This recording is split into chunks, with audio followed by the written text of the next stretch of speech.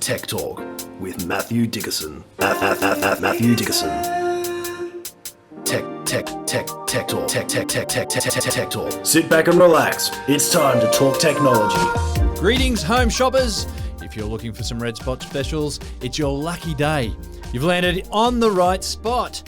Congratulations on joining us, where the price is always right, here at Tech Talk with Matthew Dickerson. And here, with his straw boater, his satin waistcoat, and his Spruikers mic in hand, it's Matthew Dickerson. How are you, Matt? And no red spot specials on me, thank you very much. Full price you're going to pay, full price.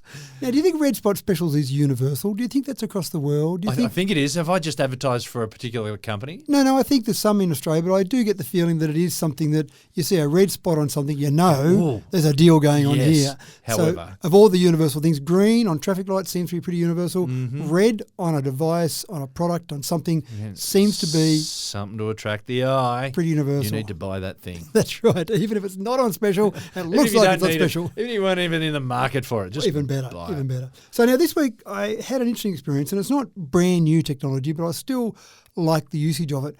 There's a conference I've gone to for many years. I think the first time I went to this particular conference was about 2006. So I've been going for a while, and one of the parts of this conference is quite interesting, where they like to get specific information about certain areas, and they like to get a vote from all the delegates at the conference. So you typically get about 800, probably more than that, probably 1,000 at the conference, but certain people are voting delegates at the conference. So there's probably about 800 voting delegates. And I remember in the early days, there'd be various things that would come up that were discussed, and then they'd ask for a vote from all the voting delegates, and you'd have your little piece of cardboard in your hand that was a certain colour, probably not that hard to replicate, not high security here, and you'd hold the card up in the air to vote, and most of the votes were pretty obvious one way or the other, so the chairperson would say, yes, we're going that way, that's carried or that's been lost. But every now and again, you'd have a tight vote.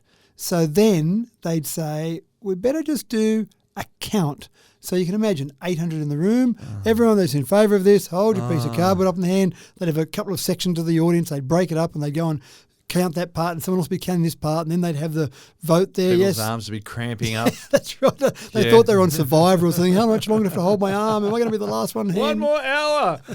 So that was interesting. But then someone discovered technology.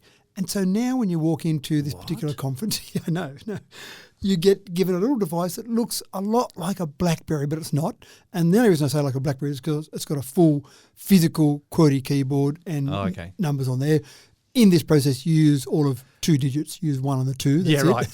So you've got the full keyboard, but because you're only using 2 digits, did that create any problems? Were people misvoting, donkey voting because they were smashing the keyboard? Well, probably, but it just didn't register. I tried because, of course, I was interested. I tried what happened when you press other things.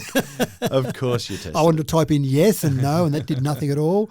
So it actually did work. There was a third button you could press, there was a third one. If you couldn't quite get your vote right, if you voted 1 for yes when you're meant to vote 2 for no. So we're talking about hopefully something that doesn't happen very often. Oh no, I've misvoted. There was a red button as well, which would undo your vote. So I tried that one to see if it actually worked, and yes, it did work. Oh, there you go. Yeah, that's right. So now when there's something where it might be a close vote, then someone calls out division. That means that we need to do a count. So no longer do they have to hold your hand up. You can imagine how much that slowed it down. It was, okay, pull your voting machines out. I'm not sure if they've got a better name than voting machine, but pull your voting machines out and let's do a vote on this one. And of course, within, I think you were given 15 seconds to do the vote. Press your 1 or your 2, bang, done. Up on screen comes the result. Fantastic. And I thought, isn't that just a great little example of a really simple concept and something that gives you an instant result. Now, we didn't see... Did anyone dispute it and say that the voting machines were rigged? I was waiting for that. No, I definitely won that vote. What are you saying? 80-20. There was no way it was only 20% of that vote. So there weren't some suspicious-looking characters at the door with dark hoodies on hacking into the... Well, I didn't see them. Maybe they were so clever that they weren't seen. Maybe they're in the basement of the building. But I'm pretty confident that they were pretty right. And you got a bit of a feel when the vote was a bit close, you kind of went, oh, I reckon that was a yes on that one, and the vote might come up, say, 55-45. And, it was close enough to go for the voting machines, but, yeah, there weren't any wild accusations. I actually should have done that as a bit of fun, but I don't know if anyone would have appreciated it as much as you would have appreciated it. Yeah, just to slow the procedure down a That's little right. bit. If you had been there, I would have done it. At least Dominion, is it? Yeah. Don't name a brand. Sorry. No processes here are involving the fact that we might be casting any sort of aspersions on Dominion. I want to there. fully endorse all elections that have occurred in America, regardless of how they were done. That's right. Regardless of the brand, most importantly. Alrighty then. In today's show, a smorgasbord awaits you all. For anyone on the market for a Tesla Cybertruck, the advice is make sure you're committed. Now, there's some good news coming out for the Toyota faithful who've been holding out on for developments on the next generation of green travel. And if you've been saving up for that big NFT purchase, then you may wish to rethink your investment portfolio, maybe get into ostrich eggs or something. More on that story later on. But let's kick off with a story that was responsible for huge chunks of hair being torn out from millions of scalps in frustration across Australia earlier this month. It was, of course, a major communications upheaval that left Australia hanging on a busted line. Optus, one of the country's leading telcos, has faced a storm of criticism and a Senate inquiry after a massive network outage. Matt, what the hell went down with this digital debacle? And this is the interesting part. We do know a little bit more information about what went down, but I want to talk about the outage to start with. There was a CEO of a large telco that I had a chat to probably 2 years ago. And in that conversation, he said that it's interesting. 5 years previous to that, that telco had an outage for about an hour on their mobile phone network. And people went, that was about it. There was a couple of people a bit annoyed and there wasn't much really that happened. About 5 years later, so around the time I was having the conversation with this particular CEO, they'd had an outage maybe a month or two beforehand for probably a similar amount of time. And he said the difference in the reaction from the public was huge. People have gotten to the point where they rely so much on all of their things on their smartphone. Exactly. And it's not just phone calls, it's all the data and all those services that are connected. Now, that was a couple of years ago. I had that conversation. Fast forward now, Optus had a 13.5-hour outage, which is not just a little 1 hour outage, during the business day. So it started about 4 a.m. and it went through for obviously 13.5 hours from that particular point in time. Approximately 10.2 million customers were impacted by it. Droves of people left Optus during this process. And it seems a bit overreactionary, but it just gives you an idea of how much we rely on our devices now. And I had conversations with people that said they didn't know it was out. They went in, they ordered their morning coffee, they went to pay. Their connection to the outside world wasn't working. They couldn't pay with their phone. I don't have any cash. I don't have any cards. Oh, what do I do? It didn't really matter because the coffee operator probably couldn't take a payment anyway. So it's just... So everyone was washing dishes that day. Exactly right. They're the cleanest dishes ever. But just so many things that we do with our phone that you just don't think about. Yeah. I mean, I think about getting into my business. I use my phone to turn my alarm off. What about if I couldn't do that? Oh, what's the code? I've got to remember the code to punch in an old-fashioned keypad. That's so yesterday. It's just how we live. It's just everything you do. Obviously, there were some major problems from technical emergencies, medicine. So O was down, obviously, for some people. So that's obviously a bad thing. So there were some things that were a greater impact. I did have some people say to me, it does sound like a bit of a first world problem. And for some it was, oh no, I can't check my social media. I kind of get that. Maybe it was good to switch off for 13.5 hours. But for other people, it had a major, major impact, obviously. The other really tricky part was some people, in frustration, as I said, left and said, I'm going to another carrier. Okay, that's fine. Some of the other carriers are actually using the Optus network. So I'm going to go to Amasim. That'll show them. Well, Amasim actually uses Optus, so that doesn't help you that much. But then if you did want to go to another carrier... Do your homework, people. But do anyway, your homework, that was actually using their own network, so not the Optus network.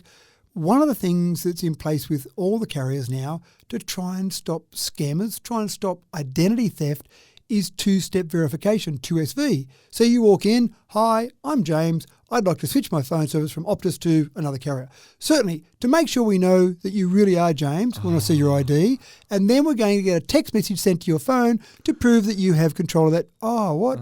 You can't get a text message at the moment.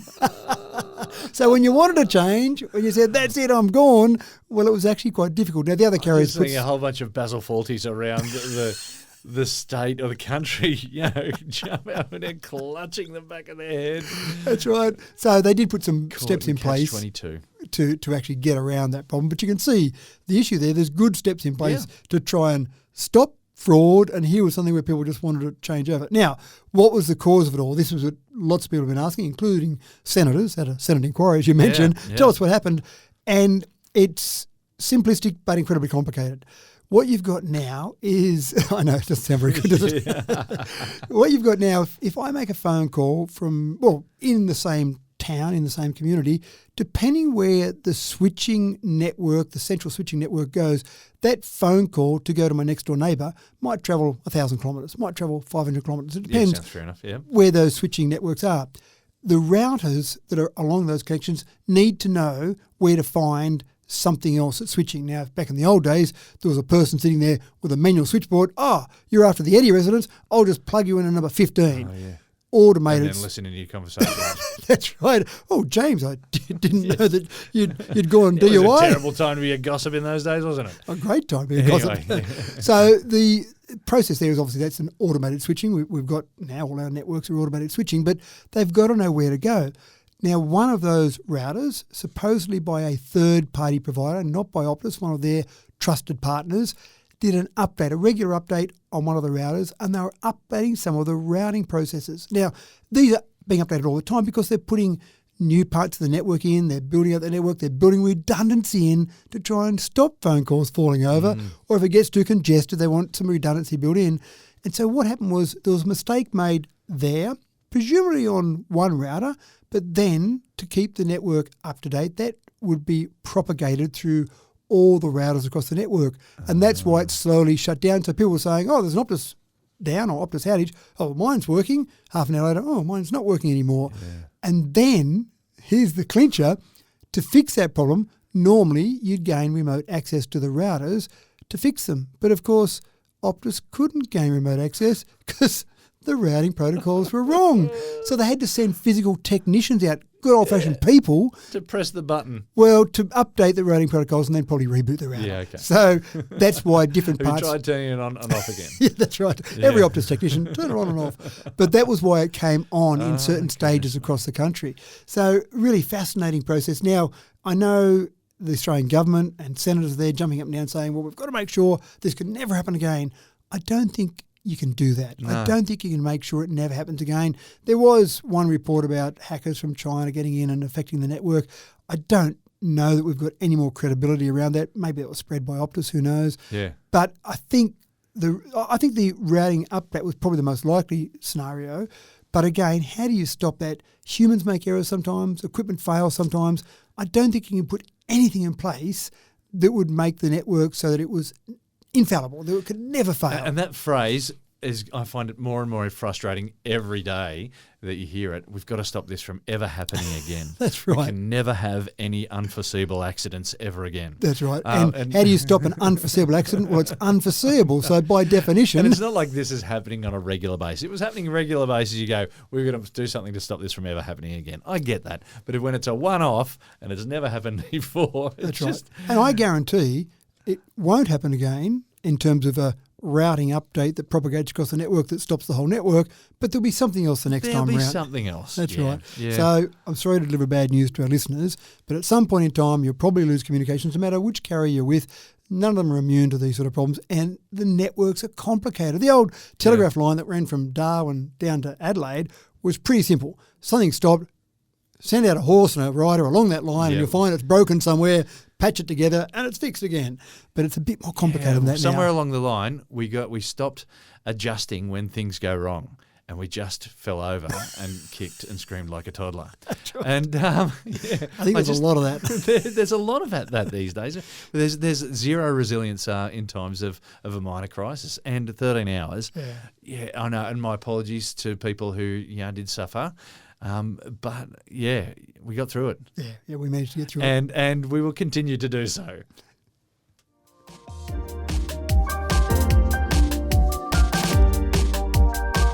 Do you remember the launch of the Tesla Cybertruck? I kind of had an early, I was going to say, from my memory, it had an early 80s futuristic dream vibe about it. Something that might have appeared in an early Arnold Schwarzenegger movie, if you catch my drift. And then he threw the brick at the window. You remember that? Good times. Well, apparently the Cybertrucks start hitting the road at the end of November, and Elon Musk has attached some interesting rules to the ownership contract, Matt. It wasn't just one steel ball he threw at the window, though. When it failed the first time, it was a steel ball. A steel ball, but when the first one failed, he went, well, maybe that window was faulty. I'll just throw it at this. That one didn't work either. But the production one, that'll be fine.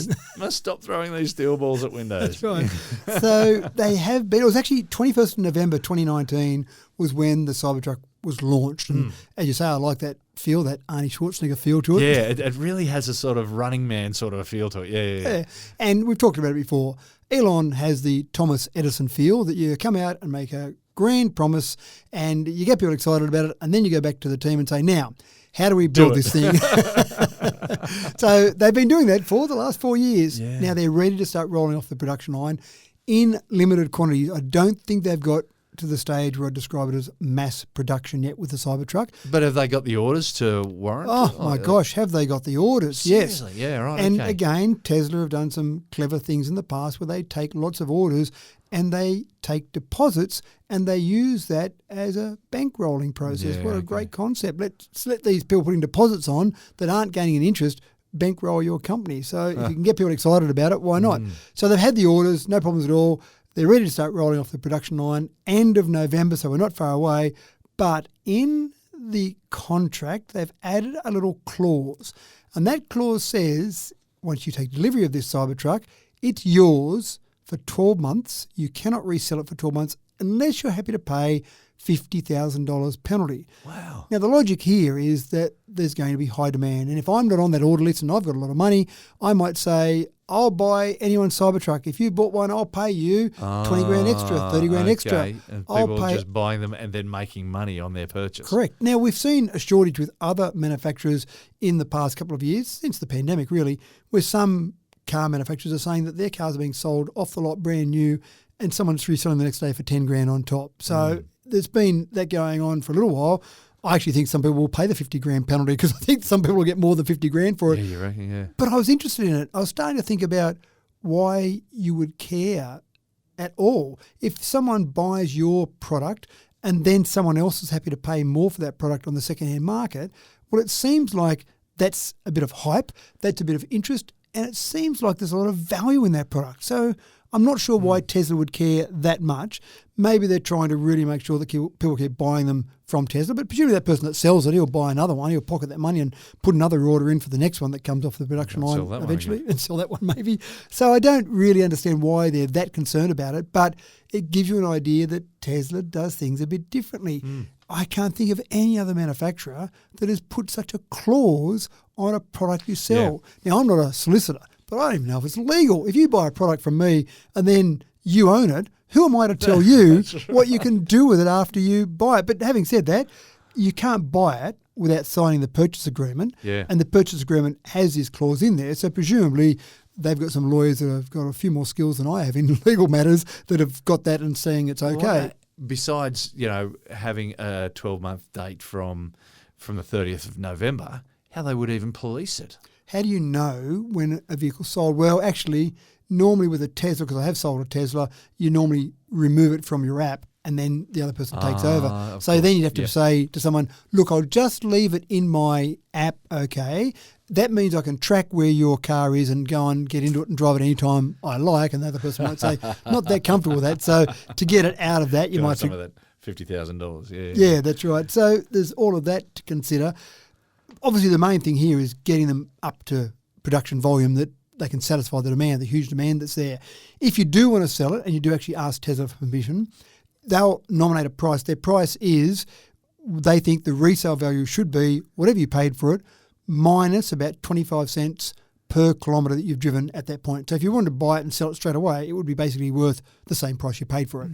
If you had a legitimate reason to sell it, you've driven it for 20,000 kilometres and then suddenly you've lost your job and you've got no money and you go, oh, I've got this asset sitting there, I've hit hard times, I want to sell it. Well, Tesla will say, sure, but here's a fair and reasonable price that you can sell it for. In fact, we might even buy it back off you at that fair and reasonable price. Okay. And I think they'd then put a markup on it and sell it as a second-hand one, but that's another issue altogether. Give it a detail and, yeah. That's right. Obviously, there's demand for these. They are interesting in the way they look. Yeah, I'm struggling to see the appeal. So aesthetically. Yeah, it's different. It's certainly different. But Tesla has that ability, the same as some companies like Apple do, to get fans excited about it no matter what they do. Maybe it's this feeling that maybe Marty McFly might step out of it and...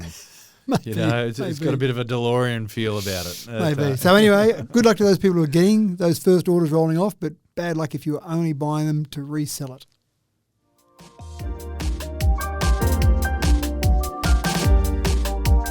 They've been promising for a while now that they were going to make a break into the next generation vehicle market, and now Toyota have finally done it. The much anticipated hydrogen-powered HiAce van is about to hit the market. It's putting a new spin on the eco-friendly travel, and it might have your name written all over it. Matt, are you sold on the hydrogen-powered HiAce? Well, I would be sold on it if I could buy one today. And I'm not sure that Toyota is doing this. So they made a big announcement, so it's in 4 years' time they'll actually come out with it. Is that what you're saying? Maybe it's something like that. They're going to start throwing steel balls at the They've got a prototype that says, well, at the moment it's okay. It's got 120 kilowatts of power, not great, especially when it's a HiAce, which might be carting around people, might be carting around tools. It's only got a 200-kilometre range, so not much compared to... So, hydrogen power is supposed to give us all this extra range. Well, I think the major convenience of it is that you can refuel quickly, just like normal petrol, but you're doing it every 200 kilometres, so you're stopping at a hydrogen refueling station, which there aren't a lot of around at the moment. In fact, I can't remember seeing too many at all.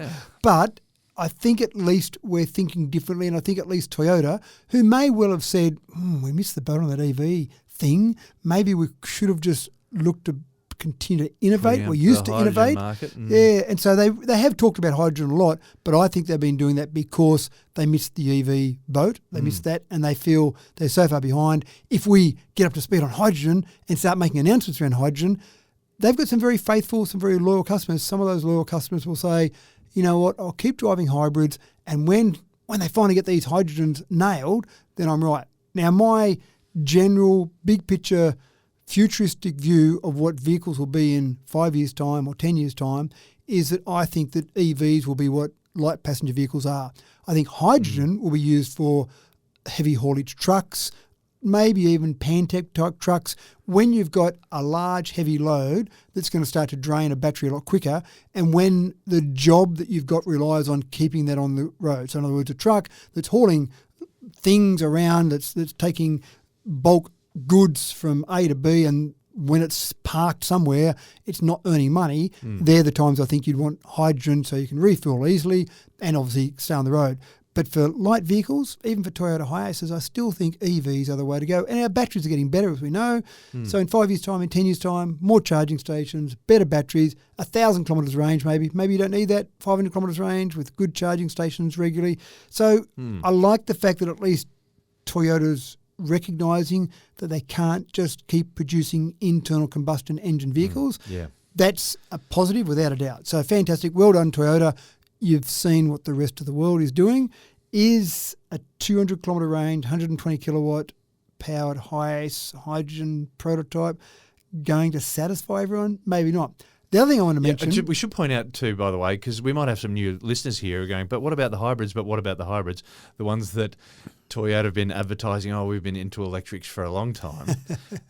We're a bit sceptical about that. But anyway, we should... I've digressed. We should move on. It's worth digressing because the Prius was introduced around 1999. And I love the Prius. The concept was great. I think the first Prius I bought was about 2005, and I've owned a variety of Toyota and Lexus hybrids over the years. In 2005, in 1999, great technology and way ahead of the rest of the world. Unfortunately, in 2023, they've moved on. That's right. They've got that same hybrid technology.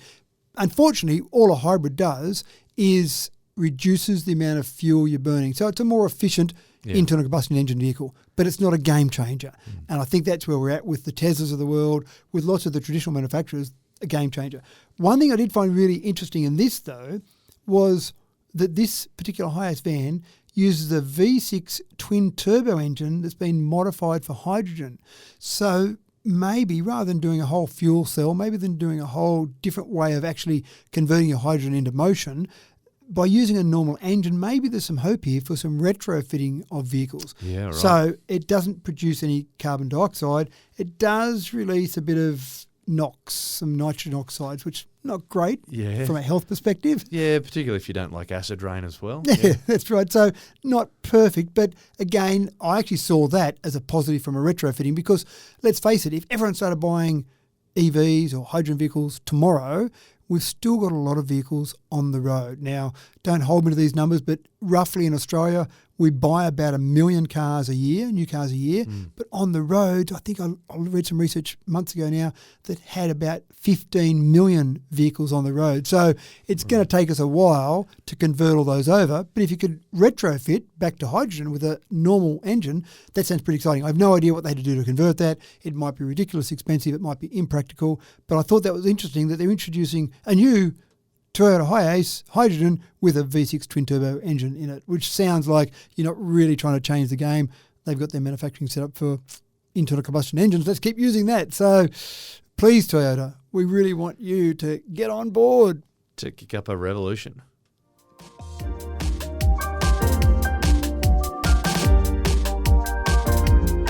Fridge tech has been a bit of a thing in recent decades. Some nifty tech has lent on connecting to the internet, which for mine seemed a bit of a random stretch, and other models want to offer a sneak peek without opening even the doors. It's felt for a while like fridge designers have been under a bit of pressure. Well, the good people at Whirlpool have come up with a new fridge that might really start busting into people's kitchens. Slimmer doors and bigger spaces sound like a genuinely practical step towards some revolutionary kitchen design, Matt. I hadn't actually thought of these poor people out there with internet-connected fridges when they had the Optus outage. Imagine that. What would you do? How would you know what to order to put in your fridge to keep your fridge stocked up? So there were some other issues that I hadn't considered in this process until you mentioned internet-connected fridges. But this is interesting.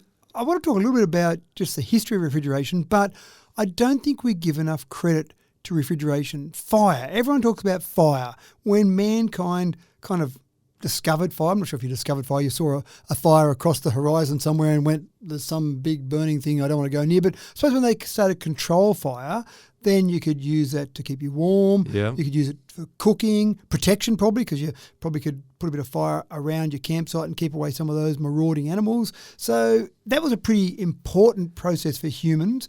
But what about refrigeration? Once you started to be able to preserve foods, reduce food waste, improve food safety, surely that's had a huge impact on health. Oh, it was a big step up from having to salt everything to Vilio, right. or just having like wet rags hung around the outside of your cupboard. Yeah, wet rags and a bit of breeze going through and hoping that'd be enough. So when we go back, we look at refrigeration, William Cullen first demonstrated artificial cooling in 1748, but Jacob Perkins, I give most of the credit to. He came up with the first vapor compression cycle. So he turned that into a refrigerator, and basically that was really the start of refrigeration in 1834. We go through a range of different ones over the years. Probably the start of maybe modern refrigeration was probably about 1913 when Fred Wolf, the American, had the first home electric refrigerator. Probably relied on electricity then as well. So that was pretty impressive. Then when you jump forward a bit from that, they had refrigerators with foam because there was no point cooling it all down if it then lost that coolth. I'm not sure if that's a word. Yeah, instantly. Why not? Warmth, coolth, surely there's a word there. So having all of this wonderful technology in the doors, in the walls to try and keep the heat out and keep the cool in made sense. It's probably been about 60 years since we've seen any major change in the foam that's inside a refrigerator. Now, I don't know how it happened, but sorry, can I just interrupt you there? Yeah. CFCs were introduced somewhere in the 50s, I think, maybe early 60s.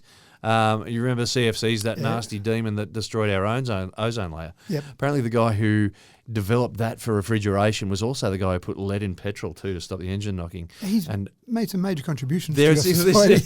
for one person to do more damage to the environment than him, that would take some remarkable steps. So that guy. And to be fair, I think that was back around the early 1900s, maybe 1920s, that at least the CFC and maybe the lead was there as well. To be fair, I think they were great solutions at the time without the greater knowledge of the impact. I'm sure he didn't go, you know what, this helps us with refrigeration. Damn that ozone. Who cares about that? So well, yeah, and the other thing was it was small numbers back then, and they had no idea how big that was going to go. So, that's right. So now refrigerators, obviously, different change there in the gas we use for that compression cycle. Yeah. So we don't have CFCs in there anymore, which is fantastic. So that's good. But the foam hasn't changed for about 60 years. So that's interesting because we focus a lot on some parts of technology and miss the obvious. And that's, I think, exactly what's happened here.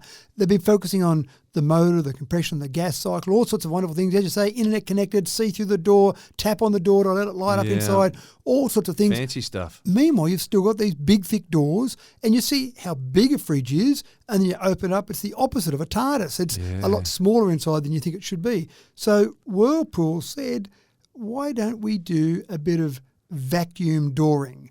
They haven't come up with a really sexy name for it yet. Actually, they're calling it SlimTech for the fridge. But essentially they've said... Vacuum dooring. Well, that's my term. That's That'll what Whirlpool say. That'll do me. But they've basically got a double-skinned door and walls, and they've got a vacuum. Now, of course, you and I both know it's not going to be a perfect vacuum. It's going to be much lower density air than on the outside. So even space isn't a perfect vacuum. You've got some molecules out there. But with that low density, with call it a near vacuum if you like, it's not going to be able to have convection or radiation go through that door easily. But the beauty of it is you can have a much thinner door. So we're talking about a reduction in wall thickness of about 60%. So a typical wall or door is about 5 centimetres. They're down to about 2 centimetres now. So what Whirlpool have found with that is if you want the same outside size of the fridge, you can actually get a 25% larger internal capacity just by reducing the thickness of the walls and the door. So it sounds bleedingly obvious when we talk about it. And when you think about coffee cups and water bottles that have got a vacuum, or again, a near vacuum seal between the walls, and you go, gee, that coffee cup, that's fantastic. It doesn't feel hot on my hand and the coffee's really hot still. That's just done by having nothing for that heat to go through between the two walls. Heat's got to be transported. It can be transported by radiation, but convection or conduction, that requires the particles, doesn't it? Well, so sorry, that'd be right, wouldn't it? It'd be conduction. I said radiation before. It'd be conduction and convection. And convection is not going to be carrying the heat when you haven't got the particles, but radiation will. Yeah. But the radiation would be much less. Yeah, so the conduction and the convection would be what you're normally using to get heat from some surface to another by the particles that are there. Bingo. Yeah. Now, the foam, when you've got foam, obviously, then effectively what you're doing is you're trapping little gas particles in that polyurethane foam. Yes. So you're trying to stop that movement of air going through there. But if there's not much air for it to move through, bingo, you've got a really good example of not that heat being transmitted. So bingo. Really clever. Love it. Love it. The simple concept. And when I say simple, it's obviously got to be manufactured in such a way that they can take most of that air out and make it strong enough that it doesn't collapse with the external air pressure, all sorts of things, I'm sure. But Whirlpool have got this now. They've got fridges being released next year that have got this SlimTech technology. It won't take long before every other manufacturer says, oh, I like that idea. How about that? Surely you can't patent a vacuum. Surely that's something that is not patentable. The name SlimTech, I'm sure, is, but the actual process maybe not. So I'm a take it or leave it on the internet connection, but I reckon the whole slimline fridge. It sounds good, doesn't it? I might be sold on that one.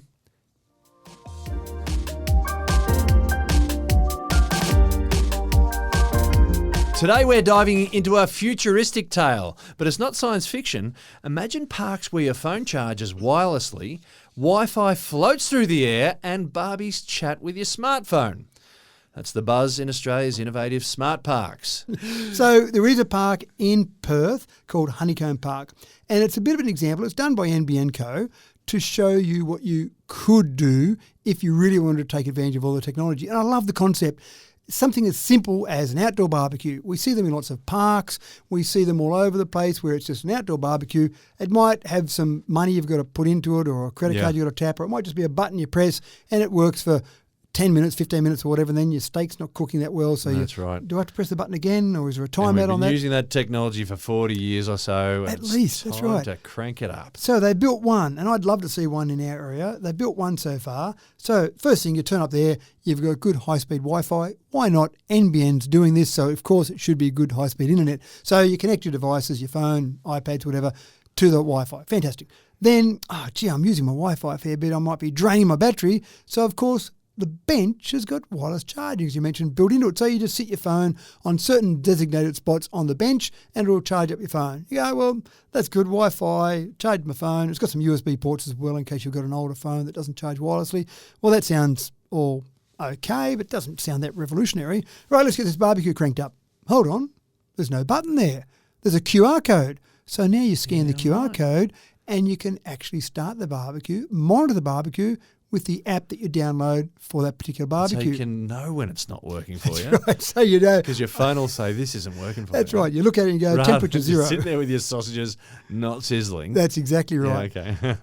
Now, the first thing I thought of is there are some devious people out there. So they'd go home and they'd go, I'm going to turn off that barbecue right now. I reckon there's someone down there using it. Sunday morning, I'll just sit at home and turn it off. But no, they've got geolocation on the app so that you can turn on that barbecue while you're in that close vicinity, move out of that little geolocation ring, you can no longer turn on that barbecue. Lights the same, you can turn on the lights while you're there, turn off the lights while you're there, but as soon as you move away, you don't have control of those lights. Otherwise, you can imagine there'd be some people out there who might think it's funny, might think it's a prank, or just might be devious and want to just go and turn lights on and off on a random barbecue they have on their app. So again, by using that geolocation, so it's showing off the things you can do. There's even plants. I would never have thought of that, Matt. You're a really devious sort of a person to have thought of that. Well, I was trying to think how a devious person might think. Does that sound better?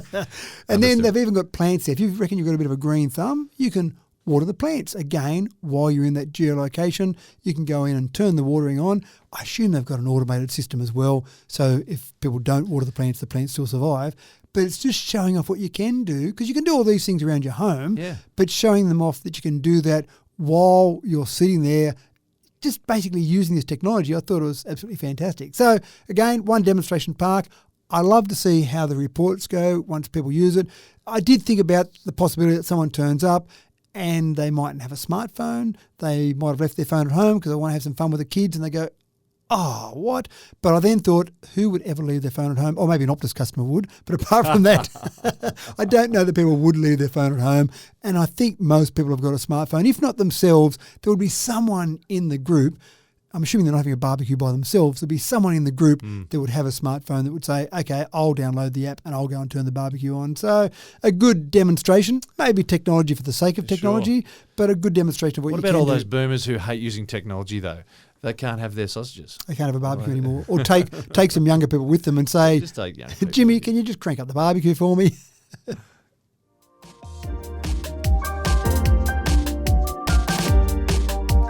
Do you love skiing but hate being buried by avalanches? Me too. It's one of those things that stops me from hitting the slopes each year. Besides, of course, the huge expenses, the enormous queues, the lack of skill or high risk of major injury. Well, apparently you needn't sweat the avalanche thing anymore, at least because technology has yet again come to the rescue.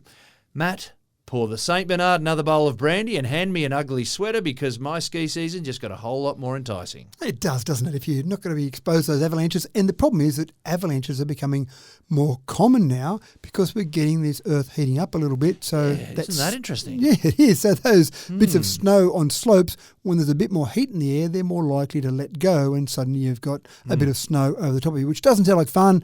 I haven't been in one. I don't plan on being in one. It doesn't sound like a lot of fun, though. But a few things.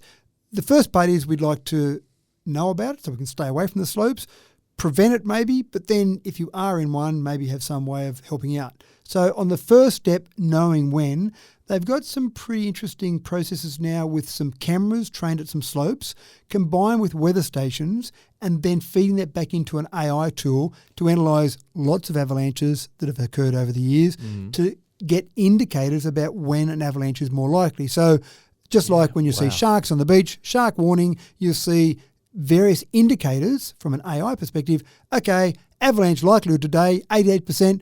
I might just stay home today. Avalanche likelihood 5%. Okay, I feel safe to go on the slopes. That will get better as we learn, or as AI learns more about the slopes and the snow and the actual heat and the various bits and pieces. They also use drones in that to actually get a bit of information on the slopes. Hopefully they're not really big drones that then set off an avalanche. I'm assuming they're small enough they can just gather the information. Right. But then the prevention side of it, I haven't got any great solutions there from a technology perspective, but if you happen to be in one, a couple of good things. I mean, that sounds bad, good things in an avalanche, but they say that if you're buried in an avalanche, you've got about 15 minutes. There's a bit of oxygen around you, not a lot, but a bit of oxygen around you that you can keep breathing, and you can dig your way out a bit, and of course people from above.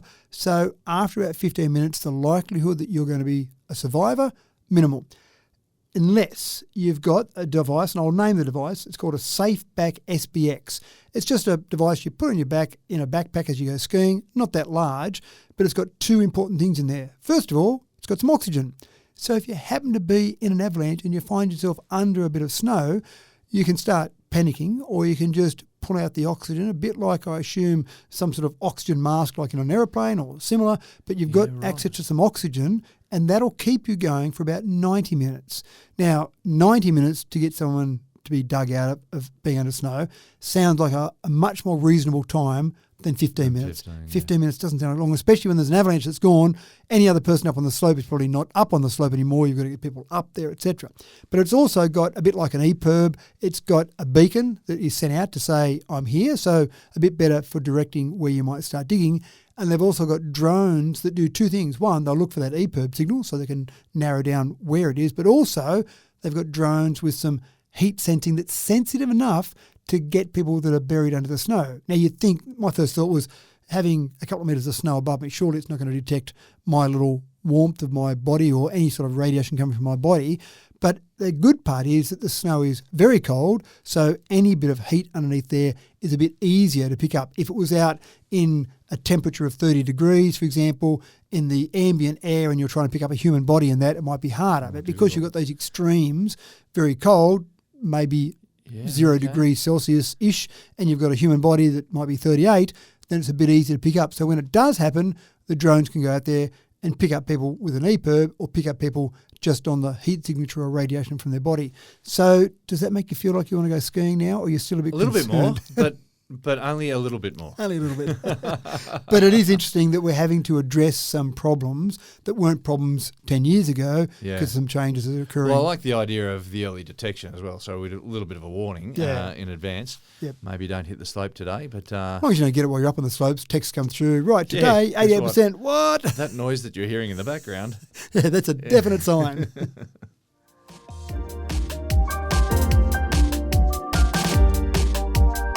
Cartoonish capers to crypto crunches, I never imagined to get into the roller coaster world of NFTs.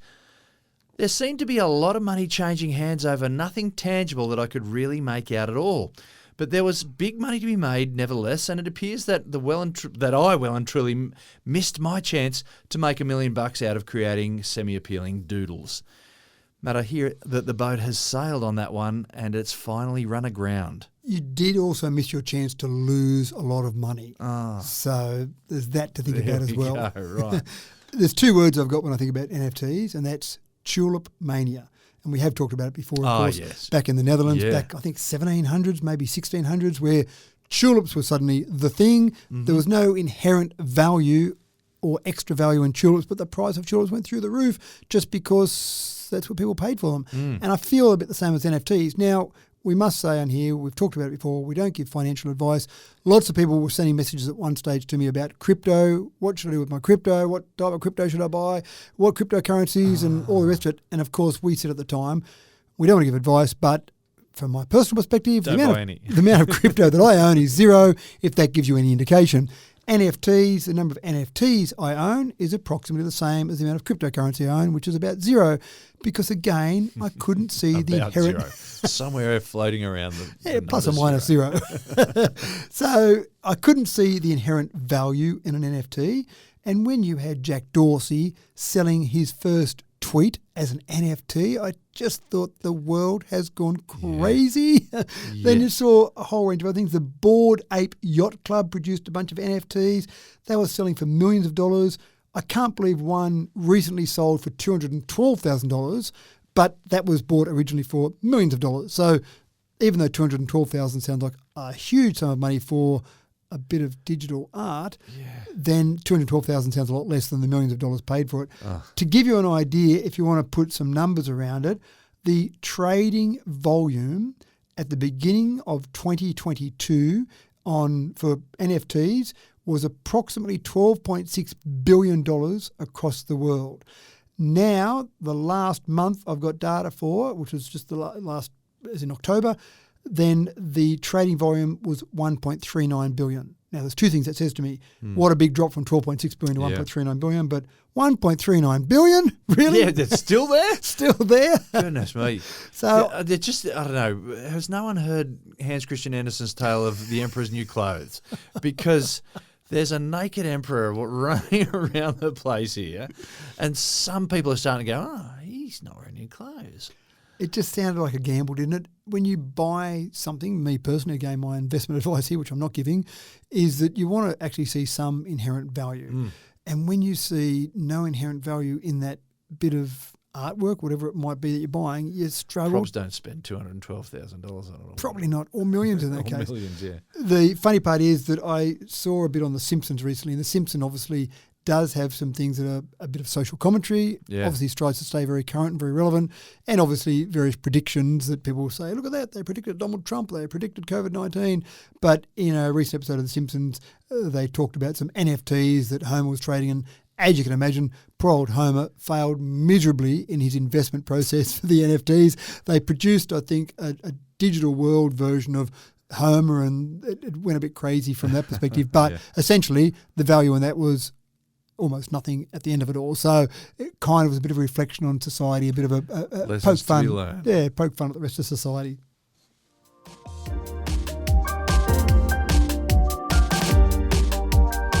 Today we're shifting gears to a story that's literally in reverse. Hold on to your hats as we delve into the electrifying tale of Rimac's Nevera. I'm going to assume that's how you pronounce it. It's a hypercar that's not just fast forward, but record-breaking in reverse as well. Matt, forgive me, what is a hypercar? A hypercar is one level above a supercar. Oh, wow. Okay, right. Of course, it's got hyperspeed. And this thing goes fast backwards.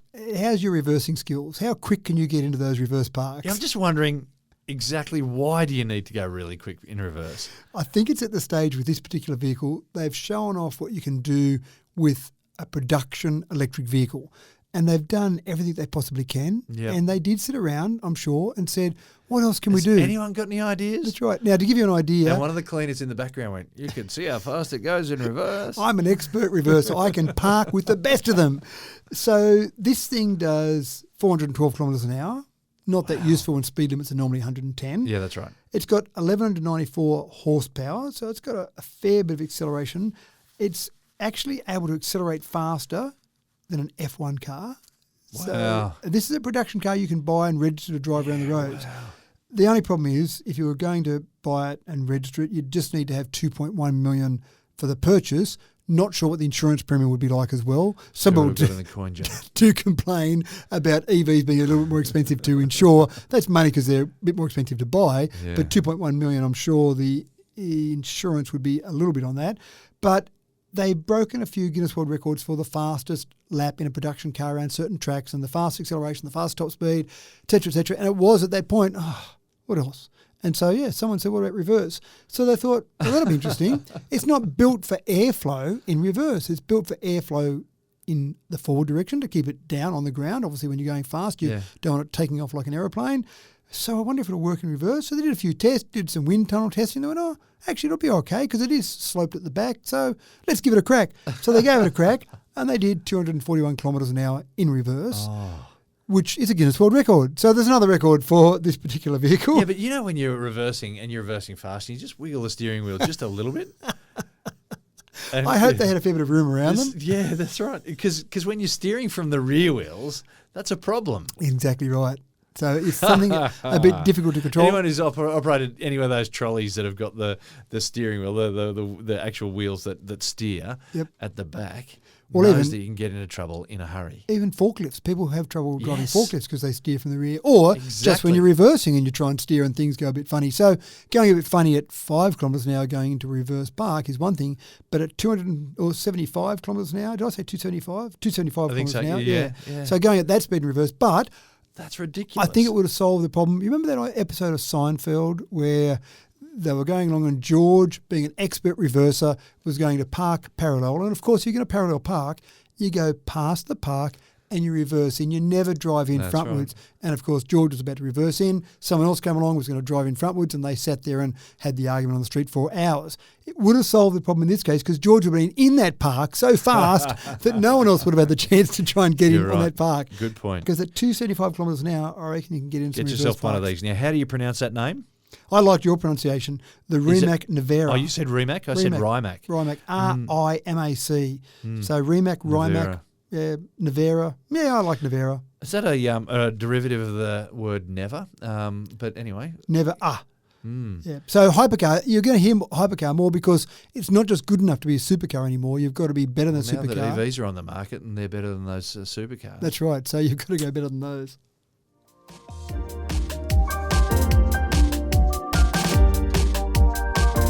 All right, folks, today we're driving... I'm going to start that again. Today we're diving into a story that's a true tech teaser. Silicon Valley is buzzing with a new gizmo, promising to end our smartphone fixation with a chirp and a flash. It's the AI Pin, a gadget straight out of a sci-fi flick, aiming to redefine our digital interactions. Matt, how's this work? What is it? Explain how the future works to me. It's trying to get rid of a smartphone, a screen, by replacing it with something more complicated and higher technology level. Than a screen. So it doesn't have a screen. It looks like about the size of a matchbox, good old-fashioned matchbox. Right. And you pin it on the lapel of your shirt. So if you want to see something, though, what does it, shoot out a hologram of Princess Leia? Almost. It actually projects a laser image if you want to see something. Yeah, right. But a laser image isn't quite as good as a beautiful screen with lots of rich colours. That's right. Yeah. So what happened was 2 former Apple employees decided that they were too basically obsessed with their screen. They were spending all day on their screen, on their phone, and they went, we've got to get away from this. Now, most of us would probably just put it down and walk away or turn it off. But they decided to get $240 million in investments, spend 5 years, secure 25 patents, and come up with an AI pin. One of the things that seems to me is you could probably achieve the same thing by putting your phone in your pocket and just talking to it. So, hey Siri, for example, talking to your assistant, your smart assistant, because that's a lot of what this does. So you ask your AI pin, I need to get to a certain location, give me direction. So it'll give you verbal direction. So you're more having some verbal conversations with it, more so than looking at a screen. Sometimes you might need to see something, so you can just hold your hand in front of it or a piece of paper and it will project an image onto there. The whole idea here is that you're not staring at a screen, you're just listening to a device that you're talking to. It just seems like technology for the sake of it, but maybe it'll take off. They've had some pretty cool demonstrations, but I'm not convinced I'm going to rush out and buy one. $700 US, so they're not too expensive. You'll pay $24 a month, and they are expecting 100,000 sales in the first year, which doesn't seem like a lot when you consider the volume of smartphones out there and if they're trying to replace smartphones. I'm going to give this a bit of a I don't think it's going to take off vibe. It does have some value. It does have something you could use for a gimmicky value. If I was on stage doing a presentation, for example, I might use something like this just to show off technology. But I just can't see me using it on a day-to-day basis. And if I'm trying to get away from that screen, I'm happy to put it down. I'm happy to be with Optus, so I get a forced break from your screen. I don't have Optus jokes now, so I get a forced break from my screen every now and again. I was just thinking, if you wanted to get kicked out of a party that you weren't particularly keen on going to, you could be showing off this until someone got really annoyed with you and said, "Look, mate, we're sick of you. Get out of here." That's right. Yeah. So sometimes things come along, and I just go, I'm trying to see how you're going to use it on a day-to-day basis, and I I think we need that visual, and we all see those funny instances where you say, "Hey Siri, can you look up something for me?" and it gives you a completely different answer. Look up the Rimac Nevera, and they come up. What are you trying to talk about there? So there are times when it doesn't quite get it right. This would have to be at the point where it's getting it so right all the time that you would have complete confidence in it. And I'm not sure if we're quite there yet. So interesting technology, and interesting they can pack in so much into something that is fairly small. As I said, the size of the matchbox. Yeah. It's got batteries that will get you going all day. It's obviously connected to the outside world. It can communicate verbally. But the screen is what uses a lot of the battery power on a phone. Well, what we talk about a lot as well is that someone comes up with an idea and then someone adapts that idea to solve a different problem that we never knew existed. Well, to give you an idea, their laser projection system in something that was that small took 3 years of R&D for them to get it right. So that mightn't be of any use in this device, but someone might come up with a use for that in some other device. So you're right. They might have, those 25 patents, they mightn't make any money. They might not get a cent back out of their $240 million out of the AI pin, but one of those patents might be a real goal that someone else is happy to pay for. Absolutely. Or not. I haven't bought any shares in this company yet either. Keep your ear to the ground on that one though, folks. And that's all we have time for you today, ladies and gentlemen. A rather strange man wearing earmuffs has just burst into the room and is furiously brandishing an oversized checkered flag. That's our indication it's time for us to finish up. There's hardly any spare room, and clearly one of us is going to get hurt here. It's time for us to leave. Thanks for another cracking tech talk, though. And he's done that because we're a bit over time. We're trying to stick to 45 minutes. It's been a longer episode. No wonder he's waving it so furious. We're going okay. We're going. And a word of advice, folks. In summary, if you're feeling a bit loose with your cash, check the fine print when you're purchasing your next Cybertruck. If you're picking up a fridge, remember less is more. Remember that slim lines is the new black. And finally, if you're thinking about buying an NFT for Christmas, then you need to pay more attention. Full stop, end of story. Thanks for tuning in again, everyone. It's always a pleasure to bring you Tech Talk, and we hope that you're just a smidge or maybe more enlightened than when you hit the play button about 45 or 50 minutes ago. I'm your host, James Eddy, and we'll catch you again in another week's time with an especially handcrafted edition of Tech Talk with Matthew Dickerson. In the meantime, take care and we'll see you soon.